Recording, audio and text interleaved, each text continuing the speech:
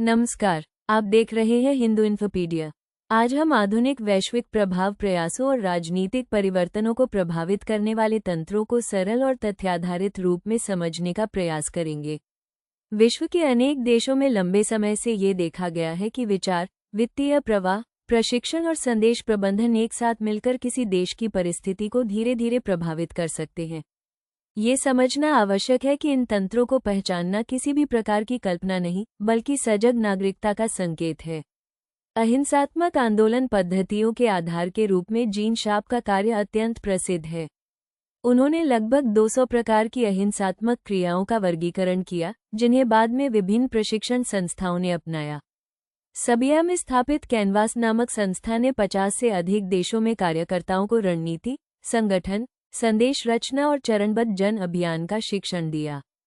इन प्रयासों का उद्देश्य अनेक बार जन सहभागिता को सशक्त बनाना होता है, किंतु जब विदेशी वित्त और तीव्र संदेश प्रसारण से ये संरचनाएं अत्यधिक विस्तृत हो जाती हैं, तब संकट के समय ये अनपेक्षित रूप से राजनीतिक तनाव को बढ़ा सकती है। वित्तीय सहायता इस संपूर्ण तंत्र का महत्वपूर्ण आधार है।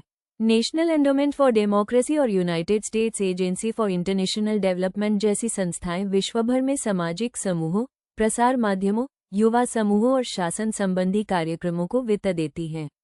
निजी संस्थाएं, जैसे ओपन सोसाइटी फाउंडेशंस, भी इसी प्रकार के परियोजनाओं को सहयोग देती हैं। ये सहायता कानूनी और प्रकट होती है, किंतु इसके द्वारा निर्मित संरचना कई बार इतनी विस्तृत हो जाती है कि असंतोष प्रकट होने पर वो त्वरित और प्रभावशाली रूप में सक्रिय हो सकती है। बहुत से देशों में जन आंदोलन एक समान क्रम में आगे बढ़ते दिखाई देते हैं। दीर्घकालिक तैयारी, किसी कारण से उत्पन्न प्रारंभिक घटना, त्वरित विस्तार, अंतर्राष्ट्रीय प्रतिक्रिया और फिर किसी प्रकार का समझौता या परिवर्तन। प्रारंभिक घटना स्वाभाविक असंतोष से उत्पन्न हो सकती है, परंतु पहले से तैयार नेटवर्क उसके विस्तार की गति को अनेक गुना बढ़ा देते हैं। विदेशी टिप्पणी, वैश्विक प्रसार माध्यम तथा सामाजिक माध्यमों की प्रवाह शक्ति इस प्रक्रिया को और तेज करती है। डिजिटल संसार आज का सबसे प्रभावी क्षेत्र है। समन्वित संदेश, एक साथ उभरते नए चिन्ह शब्द, अस्वाभाविक गतिविधि वाले खातों की सहभागिता और प्रभावशाली व्यक्तियों द्वारा समान विचार प्रसारण, ये सभी किसी स्थानीय विषय को क्षणों में वैश्विक चर्चा का विषय बना देते हैं। कुछ प्रवाह स्वाभाविक होते हैं, परंतु कुछ स्पष्ट रूप से नियोजित संचार रणनीति का संकेत देते हैं। इन प्रक्रियाओं को समझना आवश्यक है, क्योंकि अनेक बार धारणा वास्तविक घटनाओं से अधिक गति पकड़ लेती है। धार्मिक अथवा सामाजिक पहचान से जुड़े विषय भी कई बार अत्यधिक संवेदनशील बन जाते हैं। जब ऐसे विषयों को अंतर्राष्ट्रीय मंचों पर विस्तार मिलता है, तब वे भावनात्मक तीव्रता और बाहरी दबाव दोनों को बढ़ा देते हैं।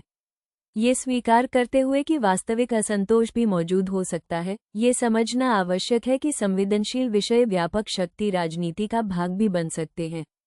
कई देशों ने इन प्रभाव प्रयासों से निपटने हेतु पारदर्शिता बढ़ाने के लिए नियम बनाए हैं। विदेशी वित्त की स्पष्ट सूचना, प्रसार माध्यमों की उत्तरदायित्व व्यवस्था, त्वरित सरकारी संवाद और सुदृढ़ सूचना संरचना जैसे उपाय इस प्रक्रिया को संतुलित बनाते हैं। भारत ने गहन जनतांत्रिक परंपरा, विविध सामाजिक ढांचे, सांस्कृतिक चेतना और वैधानिक व्यवस्था की सहायता से उल्लेखनीय सुदृढ़ता प्रदर्शित की है। इन तंत्रों को जानने का अर्थ किसी वास्तविक जन अभिव्यक्ति को नकारना नहीं है।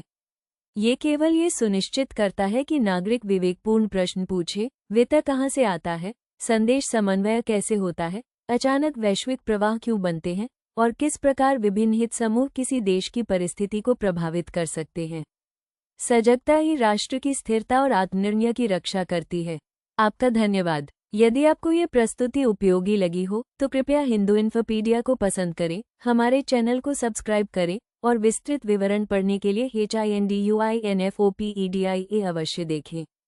यदि आप चाहें तो मैं इसका और भी अधिक संस्कृत प्रधान संस्करण या धीमी गति वाला भाषण या डबिंग अनुकूल संस्करण भी तैयार कर सकता हूँ।